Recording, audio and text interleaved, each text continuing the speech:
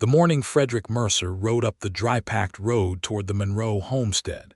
He had a job to do, a signed order in his coat pocket, and absolutely no intention of letting a pretty face or a hard-luck story change a single thing about that. He was 28 years old, broad-shouldered and lean from years of working collection routes across the Texas Panhandle for the Harlan Credit and Lending Company out of Amarillo. And he had learned early and well that sentiment was the enemy of good business. He had repossessed wagons, plows, draft horses, sewing machines, and once memorably, a church organ from a congregation that had fallen 3 months behind on their installment agreement. He did not enjoy it. He was not a cruel man, but a job was a job, and the West in 1882 did not make much room for men who could not see that clearly. The land around him was big and flat and honest, the way West Texas always was in late September, the grass gone yellow and pale under a sky so blue it almost hurt to look at. A hawk turned slow circles above a distant ridge. The road, such as it was 2 worn ruts through the scrub, and his horse, a steady roan gelding he called Hayes, picked his way along it without complaint. Frederick had the paper in his pocket and the details memorized. One covered farm wagon, 4-year-old prairie schooner type, originally purchased on installment credit through Harlan Lending by a Thomas Monroe of Culver County, Texas, in the spring of 1880. $32 total purchase price, $18 paid in installments over 2 years, $14 remaining.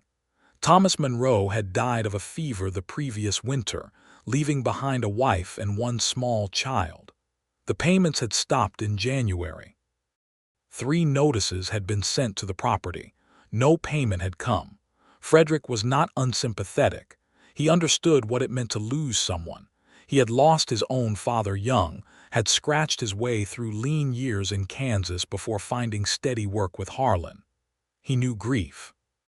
But he also knew that Harlan Lending was not a charity, and that $14 outstanding on a $40 credit line was a real debt attached to a real piece of property, and his job was to return that property to the company's possession.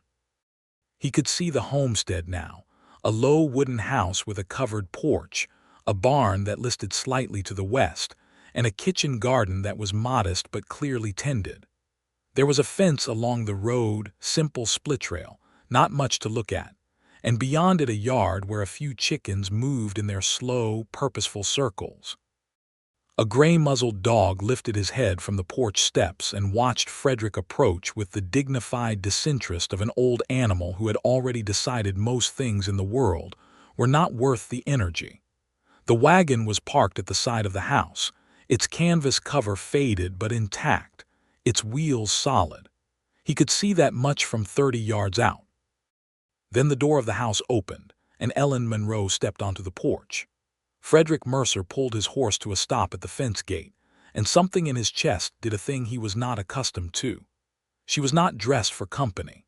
She was wearing a plain brown work dress and an apron smeared with what looked like garden soil, and her dark hair was pulled back in a practical knot at the nape of her neck, with several pieces of it escaped and blowing gently in the morning air. She was wiping her hands on the apron as she came out, squinting slightly against the sun, and she stopped when she saw him, taking him in with the calm, direct gaze of a woman who had learned to read strangers quickly and was not easily alarmed. She was maybe 24 or 25, he guessed.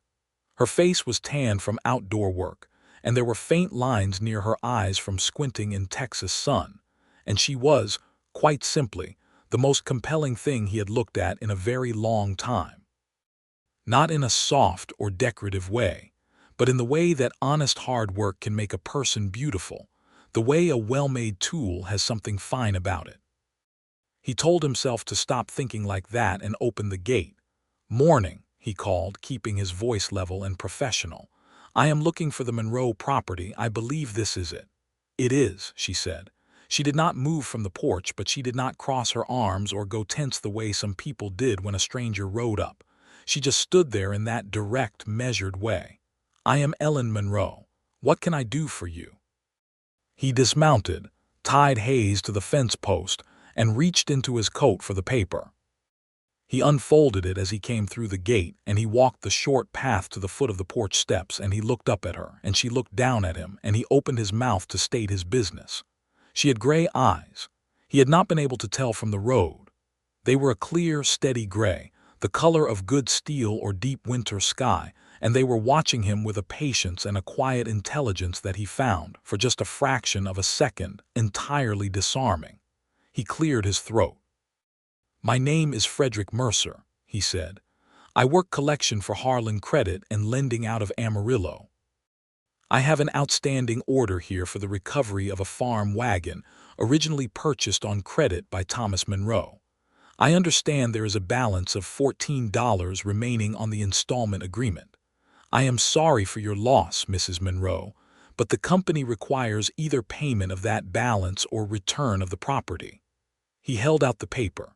She looked at it for a long moment before she took it from him. She read it carefully, the way a person reads something they have been expecting but hoping would not come, and when she looked up again her expression had not broken. There was something in it, something tight around the edges, but she was holding herself very straight. "I know about this," she said quietly. "I received the notices. I have been trying to find a way." "Ma'am, I am not here to make your life harder," Frederick said, and he meant it. "But the company's position is clear. $14 or I have to take the wagon." She handed the paper back to him without any dramatics, which somehow made it worse than if she had argued. "Can I ask you something, Mr. Mercer?" "Of course." "If I do not have that wagon, how do I get my supplies from town?" "It is 11 miles. I have a 4-year-old boy. I cannot carry what we need on foot or on horseback, and I cannot afford to hire a cart every time I need flour and salt." Frederick looked at the paper in his hand. He looked at the fence. He looked at the dog, who was now watching him with what seemed like mild reproach. "I understand that, Mrs. Monroe," he said. "It is a hard situation." "It is," she agreed simply. "My husband died in January. I have been running this place alone since then. The spring planting is done, the garden has kept us fed, I have 3 milk cows, and I am trying to build back up enough to pay what I owe. But I cannot do any of that without that wagon."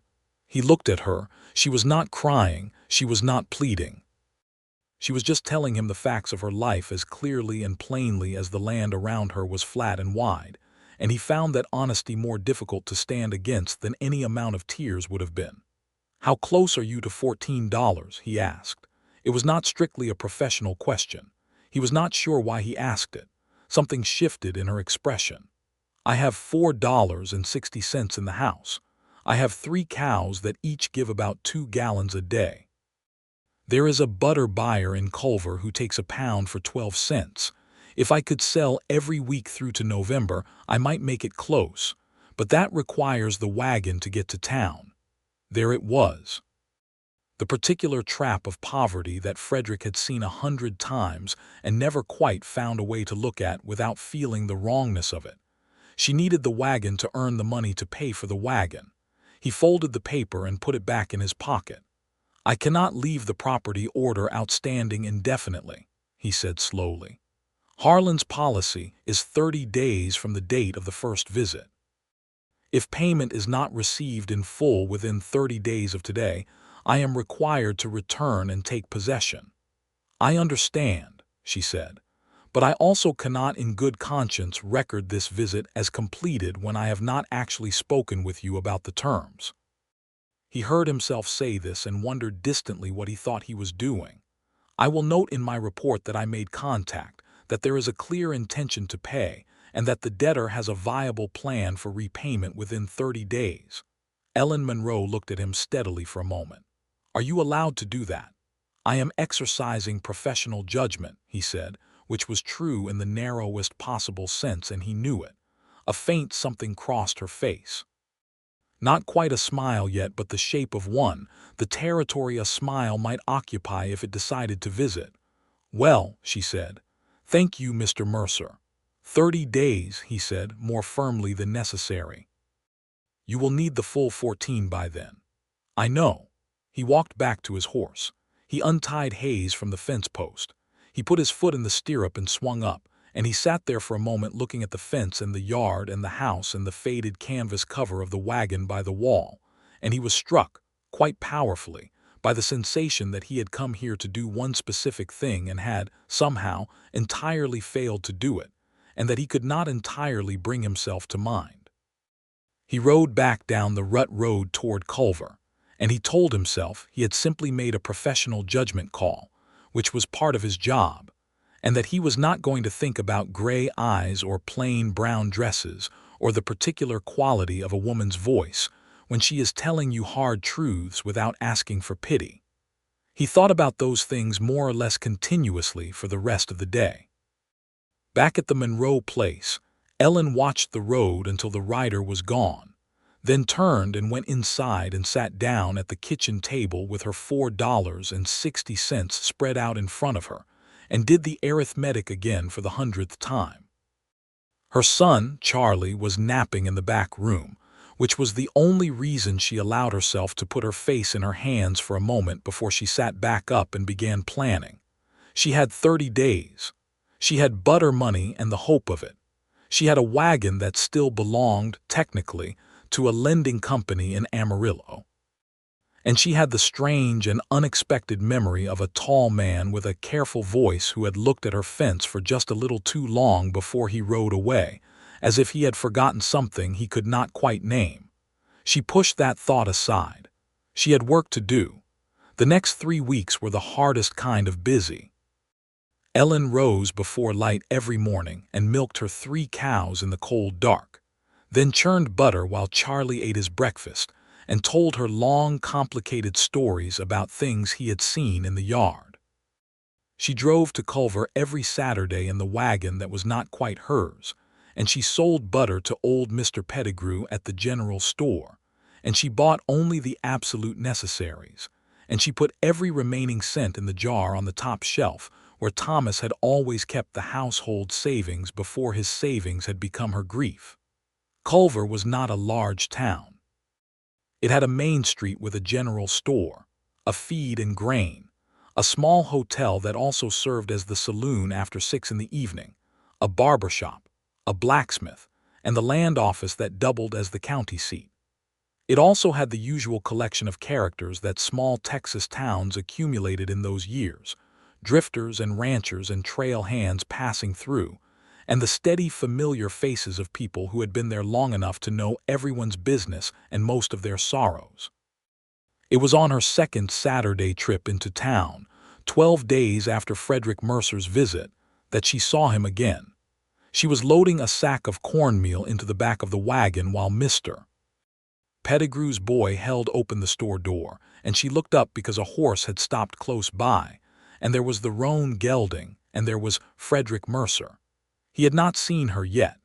He was tying his horse at the rail in front of the hotel, and he was in conversation with a heavy-set man in a town coat, both of them standing with the slight stiffness of people who are being formal with each other. She could not hear them. She watched just long enough to see Frederick nod once, sharply, and take a paper from the other man and fold it into his coat, and then the heavy-set man went inside the hotel and Frederick turned around. He saw her immediately. There was a pause, just a brief one, the kind where a person adjusts to something unexpected. Then he crossed the street. "Mrs. Monroe," he said, touching the brim of his hat. "Mr. Mercer." She finished settling the cornmeal in the wagon bed and turned to face him. Up close again, in the broad daylight of a town street rather than her own yard, she found herself noticing things she had not quite catalogued the first time. The way his dark hair was trimmed carefully at the edges despite being generally worn a little long. The fact that there was a thin, pale scar along his jawline, old and well-healed, the kind a man picks up in young years and carries quietly ever after. The directness of his brown eyes, which were, she thought, the eyes of someone who did not enjoy the work he did but did it honestly. "Business in town?" she asked. "Yes," he said, and then, after a pause that was just slightly too long to be purely professional, "How are things at the property?" "The butter is selling well," she said. "Mr. Pettigrew raised his price by 2 cents per pound last week, which helped considerably." "Good," he said. He looked at her wagon, which both of them understood to be, in some sense, the reason they were having this conversation. "I am glad. I will have the $14 by the 30th, she said. She wanted him to know that. She wanted him to know that she was not someone who needed rescuing, that she had looked at the arithmetic and worked the problem and was going to solve it herself. "You will not need to make a second visit." He looked at her for a moment in that careful way he had. "That is good to hear," he said, and she believed he meant it, and not only in the professional sense. They stood there for a moment in the comfortable, noisy, middling stream of a Saturday in Culver, wagons going by and dogs and a child chasing a hoop down the boardwalk, and neither of them said anything, and somehow that was not awkward. "Charlie," she called, because Charlie had materialized at her elbow in the mysterious way children do, and was staring up at Frederick Mercer with the unguarded assessment of a 4-year-old. "Who is that man?" Charlie asked her, at a volume that suggested he did not entirely grasp the concept of discretion. "This is Mr. Mercer," Ellen said. "He does business with the lending company." Charlie thought about this. He had his father's coloring, dark hair and blue eyes, and his mother's direct way of looking at things. "Do you have a horse?" he asked Frederick. "I do," Frederick said seriously, as if this were a perfectly reasonable conversational opening, which from a 4-year-old it absolutely was. "His name is Hayes." "I like horses," Charlie said, apparently satisfied by this exchange, and went to investigate something near the far wheel of the wagon. Ellen watched her son, and when she looked back at Frederick Mercer, he was watching Charlie with an expression that was quiet and a little careful, the expression of a man who is thinking about something he is not sure he should be thinking about. "Well," Ellen said, "I should get back. I have butter to deliver to Mrs. Hatch before the road gets soft in the afternoon heat." "Of course," Frederick said. He stepped back to give her room to climb up to the wagon seat, and then, as she gathered the reins, he said, "Mrs. Monroe, I am glad the butter is selling well." It was a simple sentence. It was a perfectly ordinary and appropriate thing to say. But the way he said it, with that very slight roughness at the edge of his voice, made it feel like something considerably more than business. She drove out of Culver with Charlie asleep beside her in the wagon seat, and the afternoon sun on her face, and the knowledge that she was going to think about that tone of voice for longer than was probably sensible. The thing about Frederick Mercer was that he was good at his job because he was organized and persistent and not easily distracted. He kept meticulous notes. He filed reports on time. He did not let sentiment compromise his professional obligations, or he had not, in 7 years of collection work across 4 territories. He filed his report on the Monroe property that evening at the Culver Hotel's small writing desk, and he wrote clearly that contact had been made, that a repayment timeline was in progress, and that a follow-up visit was scheduled for the 30th. All of this was accurate. He did not write that he had spent a significant portion of the afternoon finding reasons to remain in Culver rather than riding on to his next scheduled property in Wheeler County. He did not write that he had eaten a slow dinner at the hotel and then an equally slow cup of coffee afterward, watching the street. He had not seen her again. He had ridden out toward Wheeler County the next morning, telling himself that this was entirely correct and professional behavior. He thought about her during the Wheeler County work and the subsequent stop in Mobile and the long ride back south toward Amarillo. He thought about the arithmetic she had done so calmly at the fence. He thought about Charlie asking him about his horse. He thought about the way she had said, "I will have $14 by the 30th, without any drama or supplication, just the plain determination of a woman who had decided she was going to manage her own situation and was informing him of that fact. He handed in his Wheeler County reports and took his next assignment from Harlan's office manager, a thin, precise man named Schofield who smelled of ink and disapproval. And he noted, when he reviewed the assignment list, that he was scheduled for a follow-up on the Monroe property on October 30th. He was not, he told himself, particularly looking forward to that visit in any way other than the professional satisfaction of closing an account. He almost believed it. On the 29th of October, Ellen counted the money in the jar. $14.22. She counted it twice. She put it in the tin box her mother had given her as a wedding present and carried it to the table and sat down. She had done it. She had worked every hour of every day and driven that wagon in wind and cold, and once in a rain that had soaked her through to the bone before she was halfway to town, and she had done it. The debt would be paid. The wagon would be hers. Charlie would not have to watch a stranger lead it away.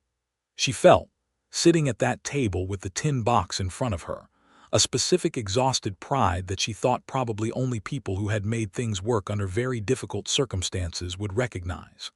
She also felt, which she was not going to examine very carefully, a faint and traitorous something at the thought that when Frederick Mercer came tomorrow to collect, there would be no more professional reason for him to stop at her fence at all. She had thought about him more than she should have. She was honest enough with herself to admit that. She had thought about the scar on his jaw and the careful way he spoke, and the way he had listened to her situation without condescension or false comfort, just listened, and then done the best thing available to him within his actual constraints. That was, in her experience, quite rare. He arrived the next morning at 9 o'clock, which was, she noted, roughly the same time he had come the first time, which meant he had started riding from wherever he had stayed the night at a consistent hour, which meant he was a man of habits, which she found, inexplicably, charming. She was in the garden when she heard Hayes on the road, and she straightened up and shaded her eyes, and there he was, and she walked to the fence with the tin box already in her hand. He swung down and tied the horse and came through the gate, and they met in the middle of the yard, and she held out the tin box. $14, she said, and 22 cents if you want to be precise. I counted it twice. He took the box and opened it and did not make a show of counting it, just looked, and then closed it and looked at her. I will write you a receipt, he said. The account will be closed. Thank you, she said. He put the box in his saddlebag and took out his notebook and wrote the receipt, tore it clean, and handed it to her. She took it and folded it carefully and put it in her apron pocket. They stood there in the yard with the business officially concluded and the whole wide morning around them, the smell of autumn and the sound of her chickens, and neither of them moved immediately toward the obvious next step, which was Frederick getting back on his horse. Mrs. Monroe, he said, you should know that what you did here was remarkable. There are homesteaders with resources 3 times yours who would not have managed this. I had to manage it, she said simply. Charlie needed me to manage it. Yes, he said, and looked away toward the barn for a moment and then back. Your husband, was he from this part of Texas? The question surprised her a little, its personal nature, but she answered easily. Kansas, originally. We came down here in '79. He had a cousin who said the land was good. She paused. The land is good. He just did not get long enough to see it prove itself. I am sorry, Frederick said, and it was one of those instances where a plain and common phrase was delivered with enough quiet weight that it did not sound common at all. Thank you. She looked at him. Kansas, you sound like you might be from that country yourself. He was surprised she could see that. I am, or I was, Dodge City originally. I left when I was 17.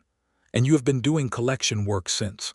Since 21, 6 years. He glanced around the yard at the house and the barn and the garden and the long flat reach of country beyond the fence. It takes you a lot of places, but never keeps you anywhere, she said, and it was not exactly a question. He was quiet for a moment. Not so far, he said, and the way he said it, with a kind of careful uncertainty that had not been there before, made the back of her neck feel warm in a way that had nothing to do with the October sun. Well, she said, I imagine you have other properties on your route. I do, he said. He did not move. He was standing at the edge of the yard between the garden and the fence, and his horse was tied at the post beyond the fence, and he had every professional reason in the world to go through that gate and get back on that horse, and he was standing there looking at her with those direct brown eyes as if he had lost the thread of whatever purpose had brought him here. She thought, he is standing at my fence, unable to remember why he came. And something warm and certain moved through her, a thing she had not felt in a long time, a thing she had been too careful to expect again so soon, and she heard herself say, "Would you like coffee? It is a cold morning and the ride back to town is long." Frederick Mercer looked at her for one more moment and then he said, "Yes, thank you, I would like that very much." He untied Hayes and led him around to the barn, because you did not leave a horse standing in cold air if there was a barn available. And that was how he came to be sitting at Ellen Monroe's kitchen table 20 minutes later with a tin mug of coffee and a plate of cornbread that Charlie had appeared from somewhere to supervise the cutting of with tremendous seriousness. The kitchen was small and clean and smelled of wood smoke and coffee, and something herbal from the strings of dried plants along the ceiling beam. There was a sampler on the wall that said "Home is where love stays," and it was slightly crooked, and Frederick thought it was probably the most honest decoration he had seen in a kitchen in years.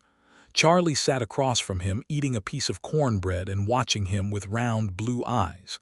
"Do you have a house?" Charlie asked. "I have a room in Amarillo," Frederick said. "At a boarding house." Charlie thought about this. "We have a whole house," he said, with the gentle tact of a 4-year-old who wanted to be kind about the disparity. Ellen made a small sound that was not quite a laugh but was clearly one trying to become one. She was at the stove with her back to him and her shoulders were shaking. "That is a fine house," Frederick agreed seriously. "It is a very good house, especially the kitchen." "Mama made it good," Charlie said. "She fixed the window." "Did she?" "The wind was coming in. She put something in it." He frowned, trying to remember the word. "Stuffing. She put stuffing in." "Chinking," Ellen said, still with her back to him. "I chinked the window frame." "That is a useful skill," Frederick said. "I have a lot of useful skills," she said, and turned around to bring his coffee refill. And she was smiling now. A full actual smile, and it was, he thought, like watching a very particular kind of sunrise, the sort that does not announce itself loudly but simply fills everything with light. He stayed for 2 hours. He was aware that he had other properties on his route. He was also aware that he had not had a conversation in a long time, possibly a very long time that felt like this one, easy and real and alive. Moving from the subject of window repair to the state of the Texas cattle market to the book on the kitchen shelf, which was Jane Eyre and which Ellen had read 4 times, to the question of whether Charlie's dog, whose name turned out to be Captain, had ever in his life actually caught any of the things he occasionally chased. "He caught a chicken once," Ellen said. "But that was accidental, and he looked very sorry about it afterward." Frederick laughed. He did not laugh easily or often. He was aware of this, but he laughed now, and it felt like something that had been locked up getting a door open to it. When he left, he shook her hand at the gate, which was professional and appropriate, and held it possibly 1 beat longer than necessary. And she did not pull away, and they looked at each other for that extra beat with the clear and mutual awareness of people who are in the early stages of something they do not quite have the right words for yet. "Safe travels, Mr. Mercer," she said. "Thank you for the coffee," he said, "and the cornbread." He paused. "And the company." He rode toward Culver with the receipt in his saddlebag and the empty tin box, and absolutely nothing to show for the visit except a closed account and a warmth in his chest that he was not, he decided, going to try to argue himself out of. In Culver, he stopped at the post office before heading on and wrote a letter to Schofield at the Harlan office. He wrote that the Monroe account was settled in full and should be closed. He also asked, and he chose his words carefully because Schofield read everything with the suspicion of a man who mistrusted warmth in professional correspondence, whether there happened to be any outstanding account work in the Culver County region in the coming weeks that might require a local presence. Schofield's reply arrived in Mobedy, where Frederick was working for the next week, and said that there were in fact 2 accounts in the Culver area that had been on the deferred list, and that if Frederick wanted to pick them up, it would save sending another man out, and that the efficiency was appreciated. Frederick wrote back that he would handle them. He rode back toward Culver County in the second week of November and told himself, with the comfortable self-deception of someone who knows exactly what they are doing and is choosing not to examine it too carefully, that this was entirely about business. He went to both accounts first. He was thorough and professional and closed one of them with a partial payment arrangement and the other with a full settlement. Then, on the Thursday afternoon of that week, he found himself on the rut road toward the Monroe homestead, with no legitimate professional reason to be there at all, and Hayes walking along as if this were a perfectly routine route. He stopped at the fence. Ellen was in the yard hanging washing on the line strung between the house corner and the near fence post. She had not seen him yet. She was reaching up to pin a sheet, and the afternoon light was coming from the west in that particular amber way it does in November in Texas, and it caught the dark strands of hair that had escaped her knot, and she was humming something, not quite a song, just a sound of occupation, and he sat on his horse outside her fence feeling, powerfully and undeniably, as if this yard and this woman and this unassuming little piece of Texas were the most important things he had looked at in his entire adult life.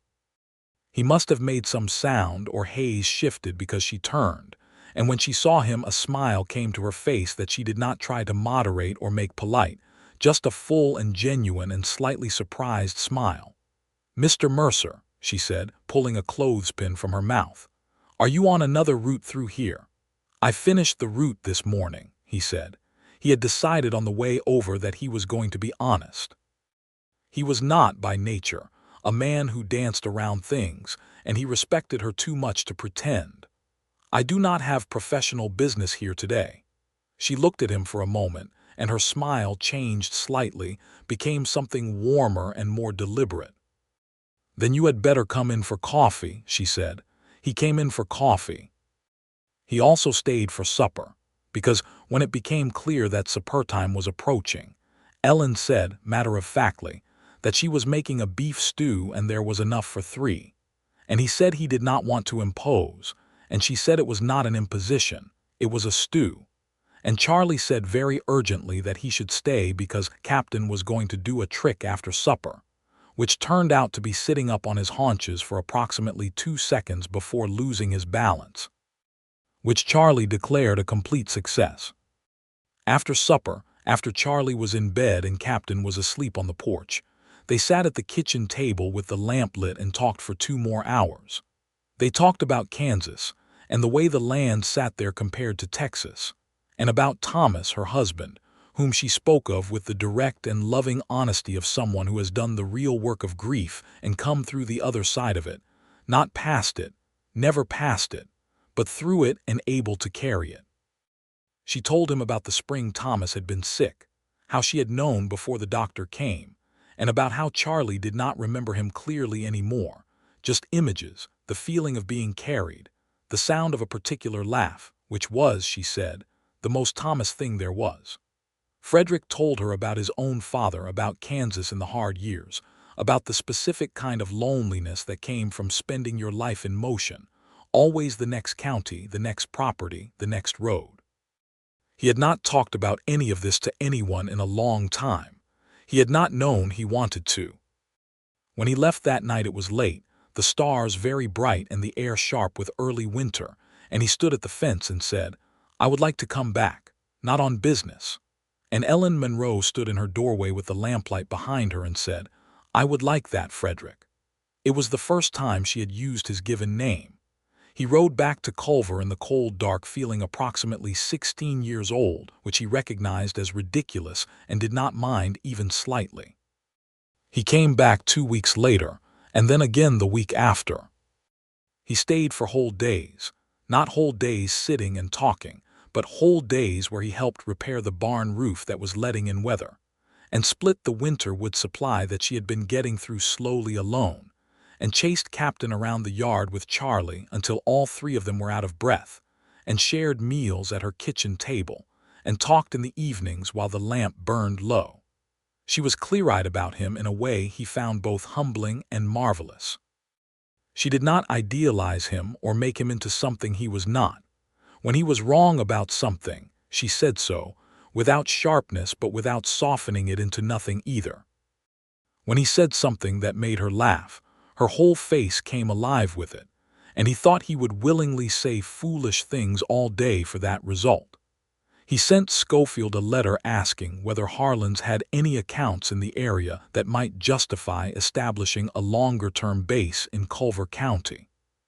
Schofield wrote back that the region was underserved, and that a permanent field agent in Culver would in fact be a sound business investment, and that there were at least a dozen outstanding accounts in the 4 surrounding counties that had been sitting on the deferred list for want of a local representative. Frederick read this letter 3 times in the Culver hotel room, and then wrote back accepting the assignment. He also, that same evening, went and spoke to a man named Greer at the land office about a plot of 40 acres that had been on the market since spring. He had not yet told Ellen any of this. He was aware that he was getting ahead of himself. He was also aware that he was 28 years old and had spent the better part of a decade living out of saddlebags in boarding house rooms, and that the specific and irreversible thing that had happened to him regarding Ellen Monroe was not something he intended to waste time or good sense arguing against. On the first Saturday of December, he came to the Monroe place on a morning that smelled of coming snow, and Ellen met him at the fence with a shawl over her shoulders and a look that said she knew him well enough now to know when he had something on his mind. "There is coffee," she said. "Come inside. It is cold." "In a minute," he said. He was standing at the fence with his hand on the top rail, and he looked at her seriously. "I want to say something first." She waited in that still and patient way she had. "I have been coming here for weeks under varying pretexts," he said, "and I think we both know that the reason I keep coming back is you. I am not a man who talks around things, so I will say it plainly. I care about you, Ellen. I care about Charlie. I have taken a permanent field position with Harlan's here in Culver County, which means I am not riding on to the next territory. And I have spoken to Greer at the land office about the 40-acre parcel that borders your north fence line." She was very still, watching him. "I am not asking for anything you are not ready to give," he said. "I am not proposing to rush you or to pretend the last year has not been what it has been, but I wanted you to know where I stand because I think you deserve to have it said clearly. I am here. I intend to stay. And if you will allow it, I would very much like to see what might come of that."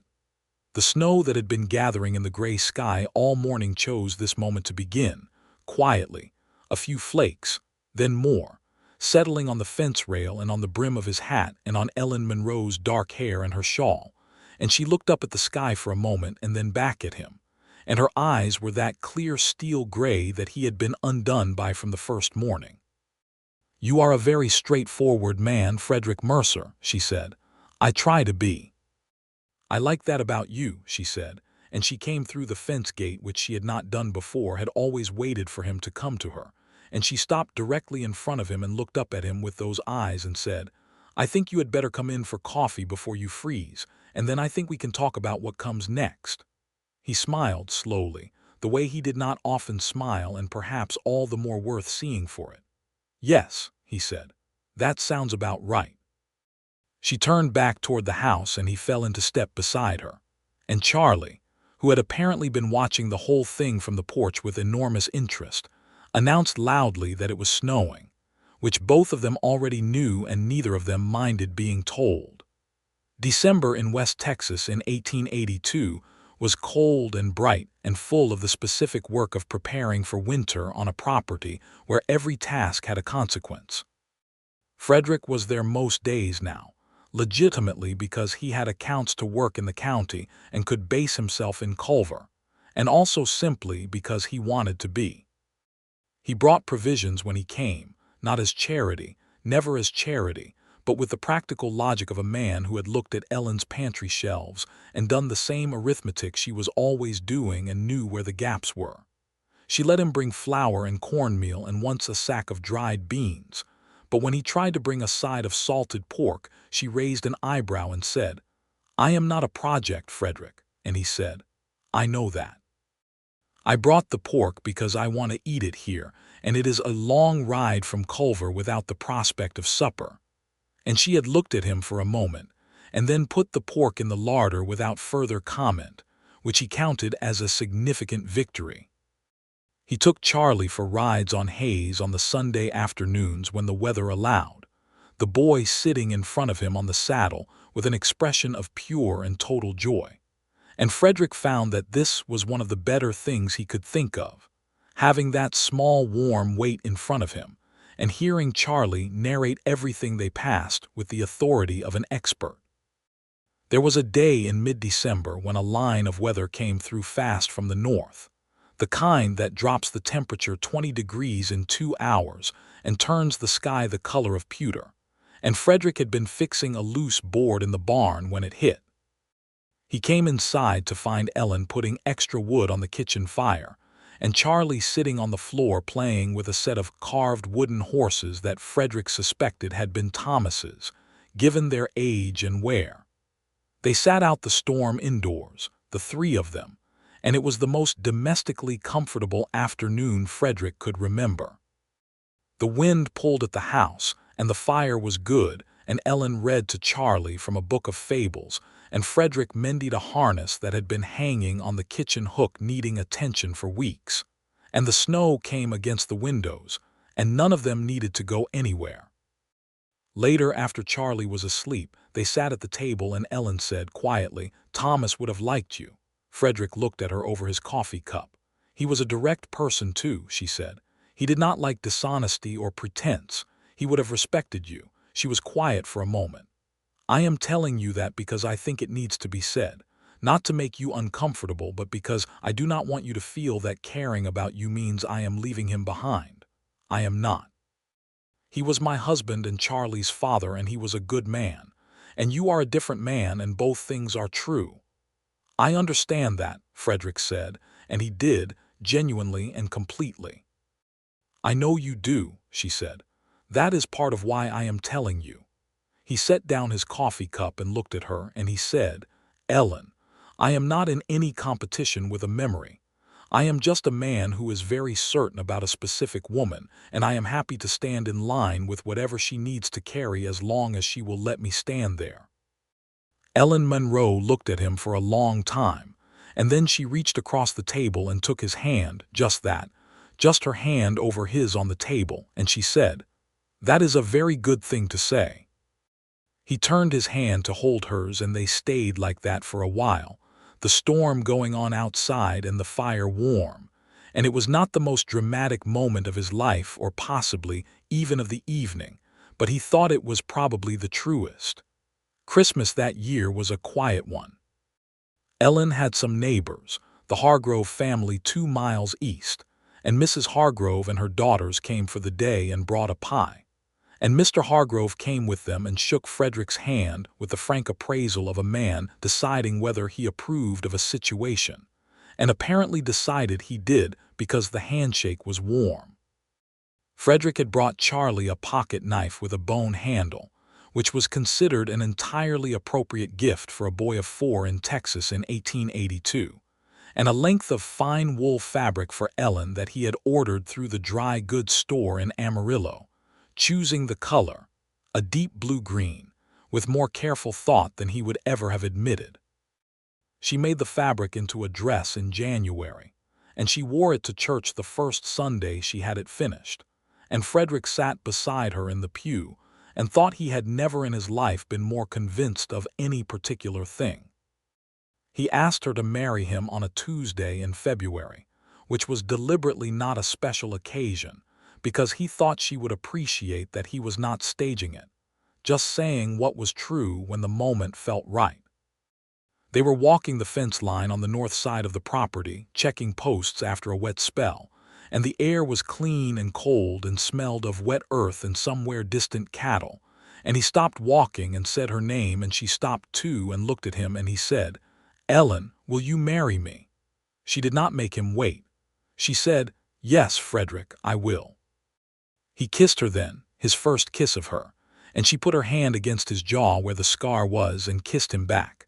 And the world around them was flat and wide and very beautiful. They were married in April, in the small church in Culver, on a warm morning with the bluebonnets coming up along the road, and Mr. Hargrove standing up for Frederick and Mrs. Hargrove crying into her handkerchief in the third pew. Charlie stood beside his mother during the ceremony with enormous solemnity, and then immediately afterward ran full speed into the churchyard to tell Captain, who had been tied to the church gate, the news. The deed to the 40-acre north parcel had been in Frederick's name since January. He spent the spring and early summer building a new barn on it, a proper one, alongside 3 of the local men he had come to know through his county work, and by summer the 2 properties functioned as one, the fences between them taken down, the land continuous. He did not give up his work for Harlan's entirely, not immediately. He kept his Culver County accounts, and they provided steady income, but his work changed shape as the land they now had together began to produce.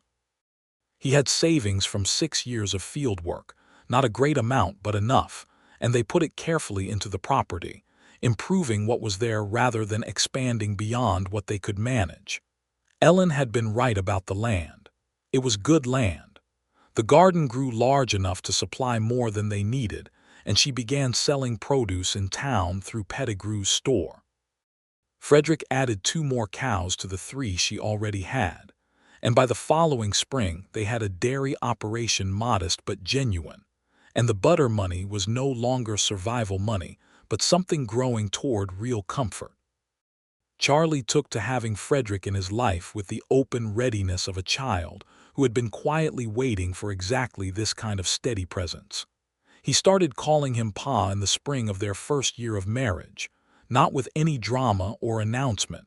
Just one morning at breakfast he said, "Pa, can I come with you today?" And Frederick had put down his coffee cup and said, "Yes, absolutely," in a voice that was perhaps not entirely steady, and Ellen had looked at the window because she needed a moment. By the summer of 1883, Ellen was expecting their first child, and they knew it by July, though they said nothing publicly until the summer heat had broken and it was clear and sure. She was well through the pregnancy, working the garden and the dairy through most of it with the kind of physical capability that continued to astonish Frederick, though he supposed by now it should not have. In October, 13 months after he had first ridden up that rut road with a recovery order in his coat pocket, their son was born. They named him James Thomas Mercer, Thomas for the man Ellen had loved and lost, James for Frederick's father, and it seemed right to carry both backward into the new life they were making. James was a solid, healthy boy with his father's brown eyes and his mother's direct gaze, and he arrived at the world with what seemed to be a fundamental contentment about the situation, eating well and sleeping at reasonable intervals, and submitting to Charlie's considerable big brother enthusiasm with equanimity. Charlie was 5 years old, nearly 6, and the new baby was, in his view, the best possible development. He appointed himself James's principal guardian and educational director, and spent considerable time each day explaining things to the baby that the baby was several months from being able to understand, which did not diminish Charlie's satisfaction in the process. Frederick had, by this point, reduced his work for Harlan's to a few local accounts that he managed by arrangement rather than travel, and the work on the land was the center of his days. He found, which surprised him a little, that he did not miss the road. He had thought he might. 7 years of moving from property to property across 4 territories had seemed like a way of living that would be hard to simply set down. But he had set it down mostly, and what was here, the land and the work and the table and the family, was so fully satisfying that the old restlessness, when it occasionally stirred, felt like a stranger trying to get in through a door that was warm and well latched against it. There was still hardship. This was Texas in the 1880s, and hardship was woven into the weather and the market and the unpredictable hand of the land itself. A late frost in the spring of 1884 took most of the garden. A summer drought in 1885 dropped the milk output from their cows and required careful management of every resource. Frederick's mare, Hayes's companion in the small paddock by the barn, went lame in the spring of 1884 and had to be put down, which was the kind of loss that was practical and expected in a working life but not therefore easy. Through all of it, Ellen was the steadiest person he had ever known. She did not panic. She did not dramatize. She looked at what was there and she figured out what could be done and she did it. He had always admired this in her, but it deepened with every year of knowing it close. There were days when he would catch her at some task, counting seed packets or totaling the dairy receipts or reading to the boys in the evening lamplight, and the feeling that went through him was so strong and clear that it was almost like a sound, like something ringing. He told her once, awkward about it the way he sometimes was with the softer things, that he could not imagine how he had spent 28 years without her, and she had put her hand on his face, the one with the scar, and said, "You were on your way," and he thought that was exactly right. In the spring of 1885, their second son arrived, and they named him William, and he was a different kind of baby than James had been, louder and more demanding and utterly charming about it, dark-haired where James was brown-haired and prone to opinions about everything from the age of about 8 months. Charlie, who was 7 by then and very established in his elder brother authority, received this second edition with the magnanimity of someone who considers themselves well equipped for the role. The two boys, James and William, grew up together with the close and combative companionship of brothers close in age, and they grew up on that land, knowing its particular light and its particular soil and the smell of it in different seasons. And Frederick thought, watching them in the evenings from the porch, that this was maybe the most important thing he had ever had a hand in, this rooting, this continuity, giving children a place they belonged to. Frederick had a moment in the summer of 1885 when the Harlan Company sent a letter asking if he wanted to consider a promotion to regional supervisor, which would mean relocating to Amarillo and managing a team of field agents. It was objectively a good opportunity, better pay, more standing, the kind of position he had been moving toward for years if he had kept moving. He told Ellen about it over supper. She listened carefully, as she always did, without filling the silence he left while he explained it. Then she said, "What do you want to do?" He looked at the table, at his boys eating, at the kitchen he had helped build, at the window he had reframed in the fall so it did not rattle. "I want to stay here," he said. "But I want to hear what you think." "I think," Ellen said, "that you are a man who spent a long time going from place to place and never arriving anywhere. And I think you have arrived here, and that this is worth more than any promotion." She paused. "But I also think it is your life and your work and your decision, and I will support whatever you decide." He wrote back to Harlan's and declined the promotion. He thanked them for the consideration and said that his commitments in the region kept him here. Schofield wrote back a slightly frosty acknowledgment and then nothing further, and Frederick found he minded this not at all. The Culver County accounts kept him in work he could do locally, and by 1886 he had enough established relationships in the region that he began doing some independent land assessment work for buyers and sellers who wanted a reliable neutral party, which paid well and required no travel beyond the county, and this became the basis of a practice that grew steadily through the late 80s. In 1887, Ellen planted an orchard on the south side of the north parcel, 12 apple trees and 8 pear trees, and she told Frederick that she was planting them for the boys, that orchards took 10 years to come into proper bearing, and she wanted them to have fruit trees that were there specifically for them. He helped her dig every hole. Charlie, 13 by then and serious and tall, helped too, and was old enough to understand what she meant about the 10 years, and Frederick saw him grasp it, this investment in a future that was already being built around him. The Hargrove family, their neighbors to the east, were good people and became good friends over the years. The Hargroves had 3 daughters and a son, and as the children grew older, they ranged across both properties with the ease of children who have known each other from early years.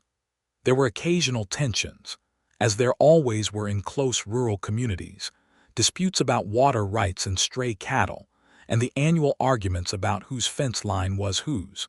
But they were the manageable tensions of people who fundamentally respected each other and had to keep on living close. There was a specific difficulty in the winter of 1886, when a group of men from outside the county began running cattle through the region, not legally, cutting fences and moving beef across land they had no rights to. Frederick and Hargrove and 3 other landowners rode out together to address it, and it was tense in the way that land disputes in Texas in the 1880s were always tense. Men with rifles and the law on their side, but no certainty about which way things might go. It resolved without violence, the outside men moving on when it became clear the local landowners were organized and had the county sheriff's backing. But there were a few days where Ellen kept the boys close to the house and Frederick slept lighter than usual. He did not want to romanticize that period later. The West in those years was not gentle. There were injustices woven into the landscape, in the dispossession of the land's original peoples, in the legal violence done to those who had lived there before the homesteaders, in the ways that poverty and debt could trap a person into impossible choices. He had been an agent of that system himself, in the collection work, and he did not pretend otherwise.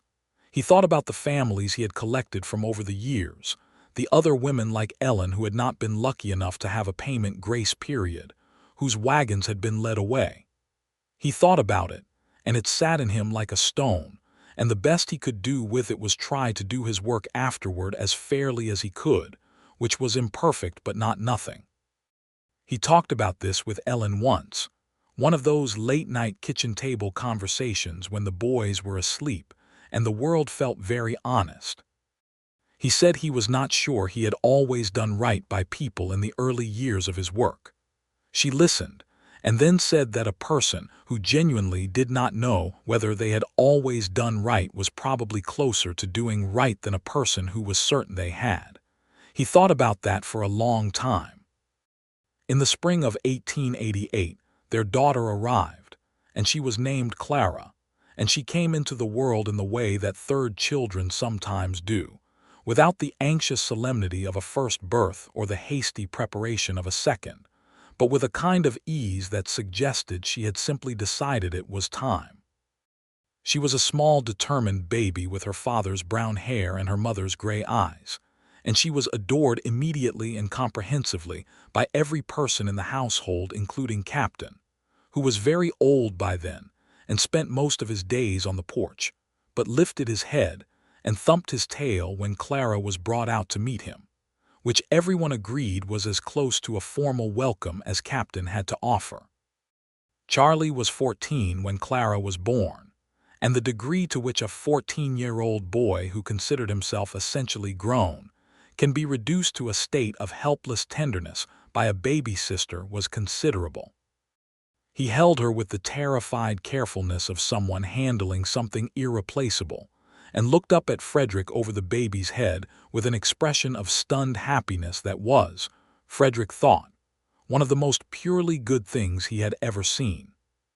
Frederick himself stood in the doorway of the bedroom that evening, after the midwife had gone and James and William were finally asleep, and Ellen was resting with Clara in the crook of her arm, and he looked at this room that he had helped build, and this woman that he had almost not stayed to know, and this new small person whose entire life stretched out ahead of her like the land outside the window, vast and open and full of everything.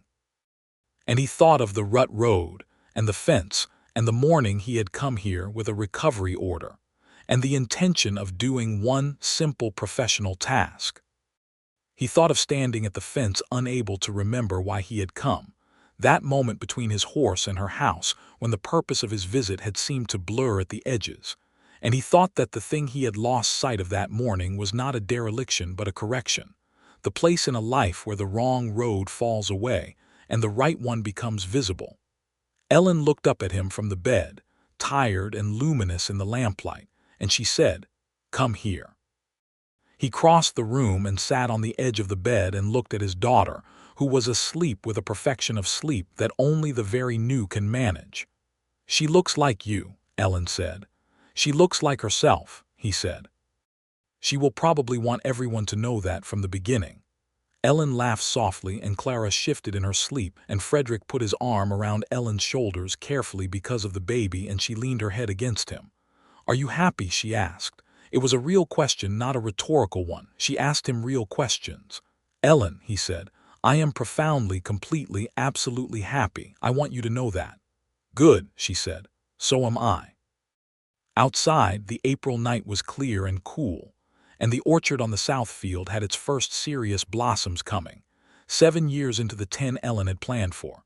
And the land around the house was full of the quiet working sounds of a spring night in Texas, wind and cattle in the far distance, and the small movements of a world that was, in this particular corner of it, very much at peace. The years after Clara's birth moved with the particular rhythm of a life that is full in every direction. There was always work, the eternal seasonal work of the land and the dairy and the orchards, and the ongoing projects that a property of their size required. There was always the changing and growing of the children, Charlie through his later teenage years, and into a young man of 20 who was reading law through correspondence courses, and helping Frederick with the land assessment business, James and William their particular complementary selves, and Clara a force of nature in small boots who had, as Frederick had predicted, very clear opinions about her own identity from approximately the age of 2. Frederick's work as a land assessor had grown into something real and established. He was known in 4 counties as a fair and knowledgeable man, and he handled disputes and transactions with the same directness he brought to everything, and he had the steady income that a family of 6 required without the travel that had defined his earlier life. There was a day in the autumn of 1891 when James was 7 and William was 6 and Clara was 3 and Charlie was 17. Wait, the ages would be different. Charlie had been 4 in October of 1882, which made him born in 1878, so in 1891 he would be 13. James had been born in October 1883, making him 7 in 1891. William had been born in the spring of 1885, making him 6. Clara, born spring of 1888, would be 3. Frederick was 37 and Ellen was 33. In the autumn of 1891, on a cool Saturday, Charlie drove the wagon to Culver for supplies, which he had been doing since he was 11 because he had inherited his mother's practical competence. And he came back with the supplies, and also with the news that old Mr. Pettigrew was finally selling the general store, and that the Hargrove family's eldest daughter, 18-year-old Nora Hargrove, had been hired to manage it through the transition.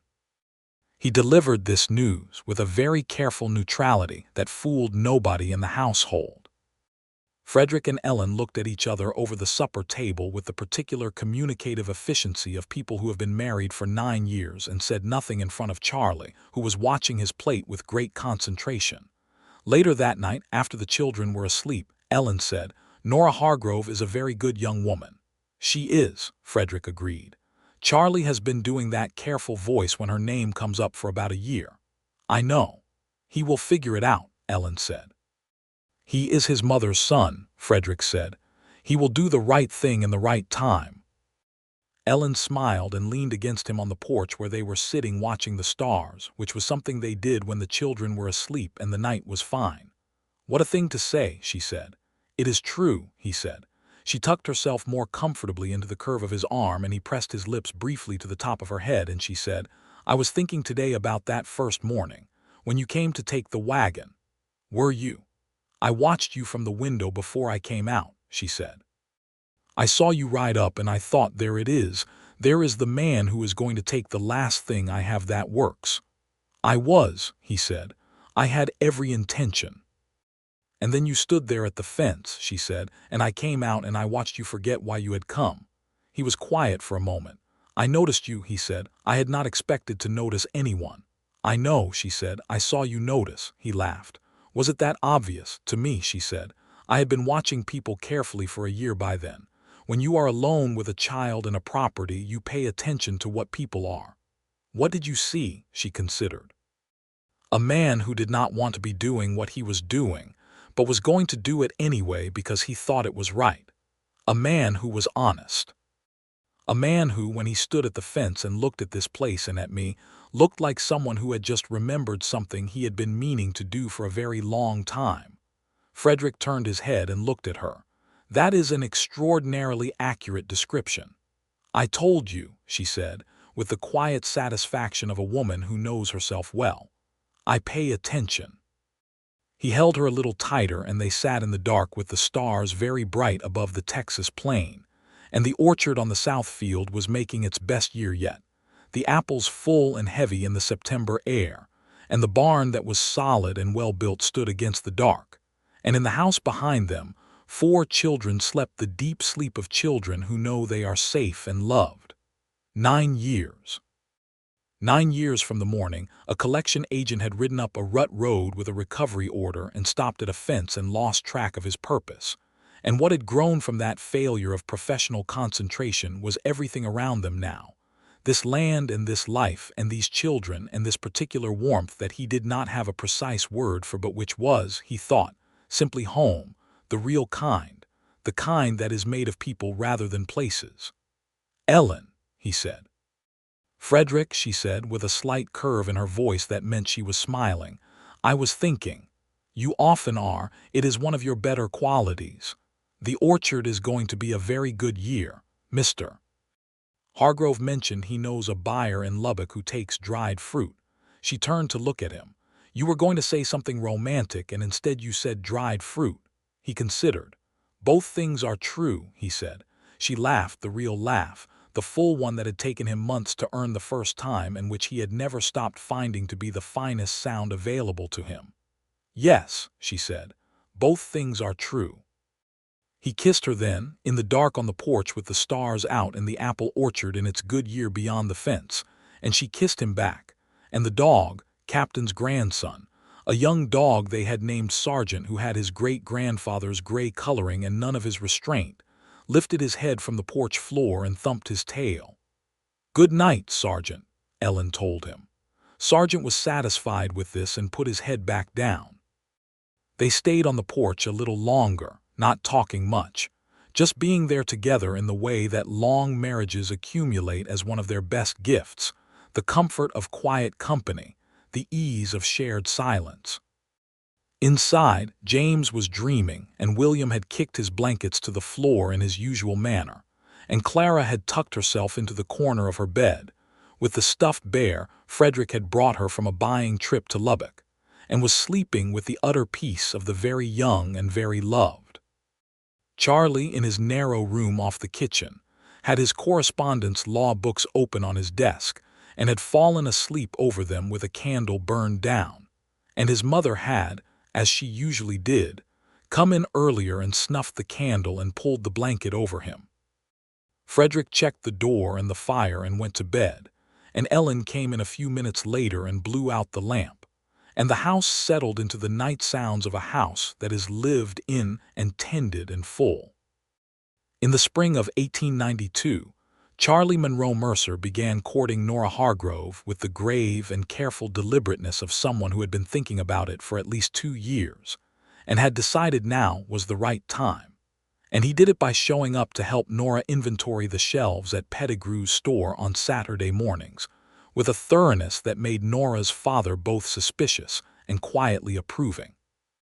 By the summer he was welcome at the Hargrove table, and by the fall the situation was understood by everyone in the county, and by the following spring Charlie was 20, and Nora was 19, and they were married in the same small church in Culver, where his mother and Frederick had married 11 years before. Ellen cried at the wedding, which she did not apologize for, and Frederick stood beside her and handed her his handkerchief at the right moment, which he had thought to bring specifically for this purpose, which was the kind of preparation that 9 years of marriage had given him. James, 8 years old that autumn, took Charlie's departure from the household with the practicality of someone who had never been entirely sure what to do with all that big brother gravity anyway. And William, 7, immediately promoted himself to oldest remaining child at home, which he had been waiting for with ill-concealed anticipation. Clara, 4.5, cried because Charlie was leaving, and then received his assurances that he was moving to the house on the Hargrove land, which was 2 miles away and would come back every week, and then declared that this was acceptable and asked if there would be cake. There was cake. The years continued in their good rhythm.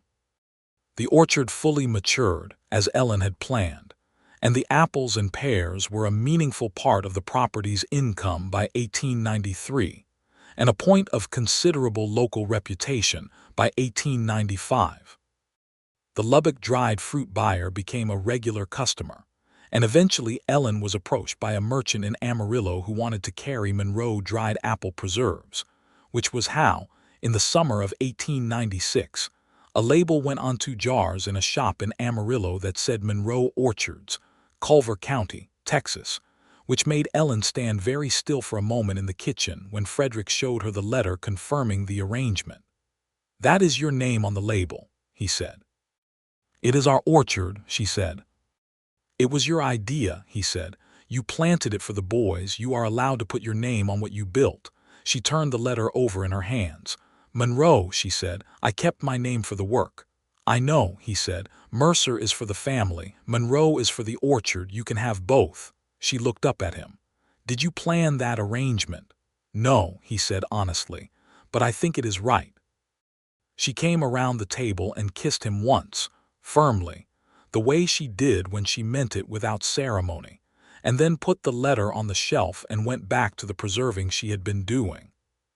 Frederick looked at the letter on the shelf for a moment and thought about a man riding up a road with a paper in his coat pocket, and a fence, and a pair of gray eyes, and $14 that had changed everything. In 1898, James was 15 and showing every sign of wanting to run the land, and William, 14, was already talking about law like Charlie had before him, and Clara was 10 and had decided that she wanted to do the same work her father did, assess land, understand deeds and rights, be the neutral person in the room who everyone trusted to tell them what was true. Frederick found this both surprising and entirely logical given who she was. He began teaching her that year, taking her on some of the easier local assessments, and she was meticulous and observant, and asked the kind of questions that made the other parties look at him, with expressions suggesting they were not sure they had expected this from a 10-year-old girl in good boots. He told her she could be whatever she worked hard enough to become, which was both the truth and the most specific thing he could offer her. On a Sunday evening in the fall of 1899, Frederick and Ellen sat on their porch, which was larger now, built out twice over the years to accommodate a family that tended to accumulate on it in the evenings, and they looked at the land in the late light. The orchard was beyond its best years now, but still producing well. The barn was solid. The north pasture had 3 more cows than they had started with, and the dairy operation was something that ran itself with James's help. Charlie lived 2 miles east with Nora and their 2 children, a boy of 6 and a girl of 4, and they came every Sunday for supper and left in the comfortable aftermath of a shared meal like people who know the road home by heart. William was 17 and serious, and already in correspondence with a lawyer in Fort Worth, who had agreed to take him on as a reader in law when he turned 18. Clara was 11 and had decided that she was in fact going to be a land assessor, and had written this down in the journal she kept with the conviction of someone making a legal declaration. James was 16 and already managing the morning dairy rotation, with a self-possession that made Frederick think he had somehow produced a son who was more organized than he had ever been, which he took as a parental success. Frederick was 45. Ellen was 37. The lines near her eyes from squinting in Texas sun were deeper now, and her dark hair had a thread or 2 of gray in it, and she was beautiful in the way that people are beautiful who have lived well and fully in their own skin. The way the land around them was beautiful, not despite its history of hard weather, but because of it. He said this to her once, attempting it carefully because he was still not the most fluent man in the language of the heart even after 17 years of practice, and she had tilted her head at him and said, "Are you comparing me to the weather?" "To the land," he said. "I am comparing you to the land. It is a compliment." She thought about it. "Yes," she said. "I will accept that." They were, he thought, sitting on their porch in the last light of a September Sunday in 1899, in the last year of the century, in the comfortable evening of a life that had begun when a man on a roan horse had stopped at a fence and forgotten his purpose. He had never picked up that original recovery order again. It was in the Harlan files somewhere, closed, the account settled, the property retained by the debtor. Just a piece of paper in a company office in Amarillo. Just a document that said, in the dry official language of lending and credit, that a debt had been paid in full. But what had actually happened that morning was not in any file. What had actually happened was that a man had ridden up to a fence with the intention of doing one thing and had, standing at that fence, lost his certainty about why he had come, because there had been something else, something more present and more true than the paper in his pocket, and he had not gotten back on his horse until he had understood what that was. He had understood it. He had stayed. He had come back. He had sat at a kitchen table and mended a harness and split wood, and learned a woman in the slow, real way you learn the things that matter. And he had built a life out of a moment of professional failure that was in fact the most accurate thing he had ever done. Ellen put her hand over his on the porch rail, the way she had at the kitchen table 17 years before, and they sat in the last light of September and watched the land and did not need to say anything. There was the orchard in the south field, the apples done now for the year, and the trees going gold and rust.